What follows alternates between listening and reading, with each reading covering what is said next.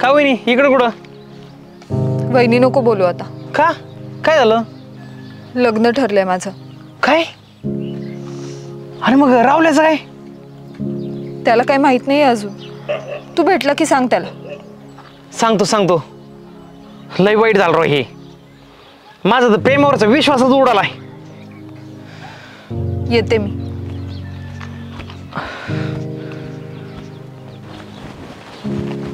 ए कुठं चालला? अरे काय नाही, गावात चाललो होतो. एक समजलं का तुला? काय रे? अरे प्रियंकाचं लग्न ठरलंय. साल्या तुला सांगितलं होतं पुरींचं काही खरं नसतं म्हणून. कधी धोका देतील काही सांगता येत नाही. पण नाही, आमचं ऐकायचं नाही तुला. आता बस रडत. अरे पण ती अशी कशी लागणार हा म्हणाली. तिच्या बापाला जाऊन विचार.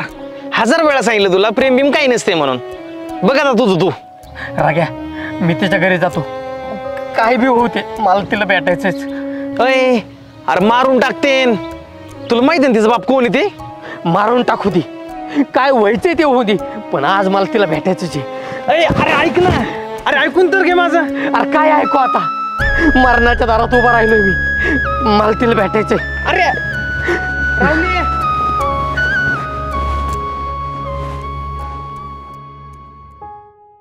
शेवटी आलीच ना लायकीवर. आपण घेतलेल्या शब्द सगळ्या खोट्या ठरल्या ना. असं नाही अजिबात. असं नाही तर मग कसं आहे सांग ना. 5 वर्ष प्रेमाच्या नावाखाली मला फार गुंतून ठेवलंस.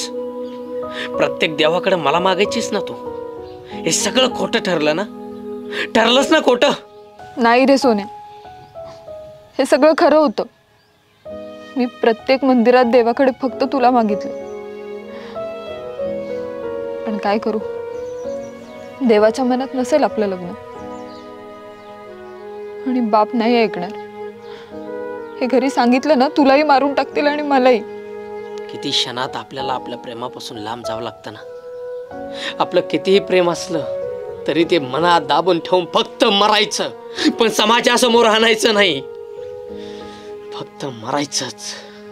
तू त्रास करून घेऊ नको. आता काही केलं तरी काहीच होणार नाहीये. आणि कदाचित ही आपली शेवटची भेट असेल. तू आधी इथून जा. जा तू.